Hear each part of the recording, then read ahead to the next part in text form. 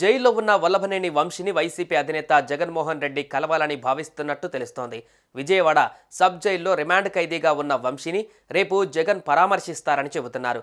ప్రస్తుతం బెంగళూరులో ఉన్న జగన్ మంగళవారం గన్నవరం విమానాశ్రయానికి చేరుకుంటారు. అక్కడి నుంచి నేరుగా గాంధీనగర్లోని జైలుకు వెళ్తారని తెలుస్తోంది.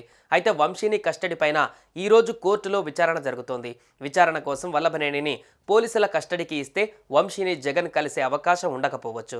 వల్లభనేని వంశీ వ్యవహారంలో కీలక అంశాలు వెలుగులోకి వస్తున్నాయి. సత్యవర్ధన్ కిడ్నాప్, బెదిరింపుల కేసులో వంశీ అరెస్ట్ అయ్యారు. ఈ కేసులో సత్యవర్ధన్ను న్యాయాధికారి ముందు ప్రవేశపెట్టాలని పోలీసులు భావిస్తున్నారు. వంశీ, ఆయన మద్దతుదారులు తనను బెదిరించి కిడ్నాప్ చేశారని, గన్నవరం టీడీపీ కార్యాలయం కేసులో సంబంధం లేదని బలవంతంగా చెప్పించారని సత్యవర్ధన్ ఇప్పటికే వాంగ్మూలం ఇచ్చారు.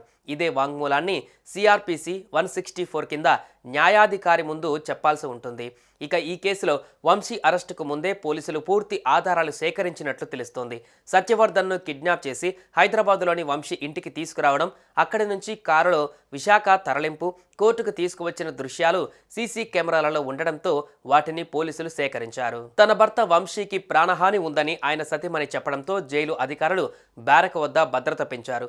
విజయవాడలోని జిల్లా జైల్లో ఉన్న వంశీ బ్యారక్ వద్ద అధికారులు ప్రత్యేక చర్యలు తీసుకున్నారు.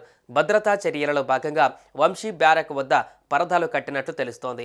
ఇక సత్యవర్ధన్ అరెస్ట్, బెదిరింపుల వ్యవహారంలో సీసీ కెమెరాలలో పూర్తి ఆధారాలు లభ్యమైనట్లుగా సమాచారం. వంశీ పైన పెండింగ్లో ఉన్న ఇతర కేసులలోనూ విచారణకు పోలీసులు సిద్ధమవుతున్నారు. ఈ కేసులలో వల్లభనేని వంశీ ఫోన్ కీలకంగా మారడంతో ఫోన్ పైన ప్రధానంగా దృష్టి సారించారు. హైదరాబాద్లో వల్లభనేని వంశీని అరెస్టు చేసిన సమయంలో పోలీసులకు ఫోన్ లభించలేదు. ఈ నేపథ్యంలో ఈ ఫోన్ కోసం గాలిస్తున్నారు. వల్లభనేని వంశీ, మోహన్ ఫోన్ స్వాధీనం చేసుకుంటే కీలకమైన ఆధారాలు లభించే అవకాశాలు ఉన్నాయని పోలీసులు భావిస్తున్నారు. మరోవైపు వల్లభనేని వంశీ పిఏ ఫోన్ను గురువారమే స్వాధీనం చేసుకున్న పోలీసులు ఫోరెన్సిక్స్ ల్యాబ్కు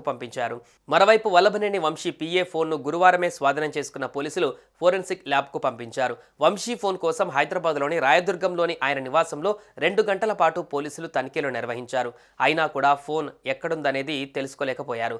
మరోవైపు అరెస్టు సమయంలో వల్లభనేని వంశీ దాదాపు గంట పాటు ఫోన్లో మాట్లాడినట్లు పోలీసులు గుర్తించారు. అలాగే వంశీ ఫోన్ చివరిసారిగా రాయదుర్గంలోని ఆయన నివాసంలోనే ఉన్నట్లు సెల్ ఫోన్ టవర్ సిగ్నల్స్ చూపిస్తున్నాయి. కానీ 2 గంటల పాటు వెతికిన పోలీసులకు ఫోన్ జాడ తెలియలేదు.